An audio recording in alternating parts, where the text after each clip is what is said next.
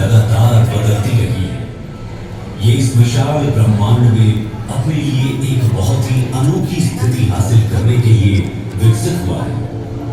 इसकी विशिष्टता इसी तथ्य में है कि जहां तक हम जानते हैं ये एकमात्र ऐसा ग्रह है जिसमें जीवन शामिल है। ये अपने सबसे दुर्गम इलाकों में भी जीवन का पोषण करता है।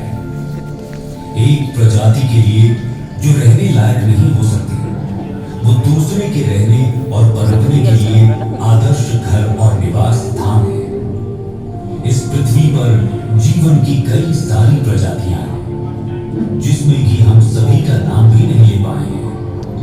सभी प्रजातियां एक दूसरे के साथ अंतरंग संबंध में रहती हैं और पनपती रहती हैं। हर एक अपने अस्तित्व और प्रसार के लिए दूसरे पर निर्भर रहती है। अरबों वर्षों में हमारी पृथ्वी विस्तार करते रहने वाले ब्रह्मांड में लड़खड़ाते हुए उस पर संपूर्ण जीवन के लिए एक जीवंत अंतरिक्ष यान बन गई है। इस अंतरिक्ष यान के 2/3 हिस्से पानी में ढके हुए थे और इसी ने इस ग्रह को उसका नीला रंग दिया। यहाँ पर जीवन के प्रथम रूप दिखाई देते। समुद्र के सबसे गहरे बिंदुओं से जीवन भूमि और सबसे ऊंचे पहाड़ों की ओर चला गया। पृथ्वी की गहराई में इसकी गर्म मैंटल और फिर बाहरी और आंतरिक कोर स्थित है। वहां का तापमान लगभग 5400 डिग्री सेल्सियस होने का अनुमान है, जो सूर्य की सतह के तापमान के लगभग बराबर है। ऐसा माना जाता है कि पृथ्वी का आंतरिक कोर धीरे धीरे बढ़ रहा है, क्योंकि आंतरिक कोर की सीमा पर तरल बाहरी कोर पृथ्वी के आंतरिक भाग के क्रमिक शीतलन के कारण प्रति अरब वर्ष लगभग 100 डिग्री सेल्सियस पर ठंडा और ठोस हो जाता है। पृथ्वी के आंतरिक और बाहरी कोर में निर्मित कन्वेक्शन करंट्स अर्थात हमारे ग्रह की चुंबकीय फील्ड्स का निर्माण करती है। ये हमारे ग्रह के चारों ओर के चुंबकीय क्षेत्र ही है, जो हानिकारक विद्युत चुंबकीय विकिरण को हम पर हमला करने से रोकती है।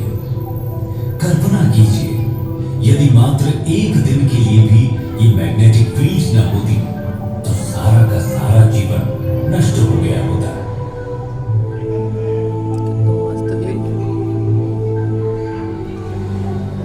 महासागरीय धाराएं समुद्री जल की निरंतर निर्देशित गति है, जो उस पर कार्य करने वाली कई शक्तियों द्वारा उत्पन्न होती है, जिसमें हवा, तापमान, टूटती लहरें, गहराई की रूपरेखा और तटरेखाएं, साथ ही अन्य धाराओं की दिशा और ताकत के साथ इसका इंटरैक्शन शामिल है।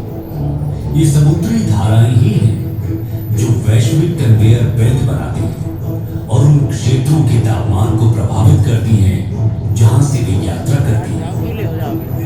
धरती मां ने अपने ऊपर जीवन को पनपने देने के लिए अरबों वर्षों में स्वयं को विकसित किया है।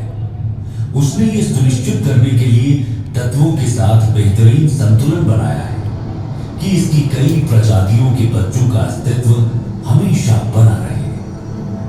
परंतु जैसे जैसे हम मनुष्य बड़े होते रहे, हम और भी अधिक शक्तिशाली होते गए।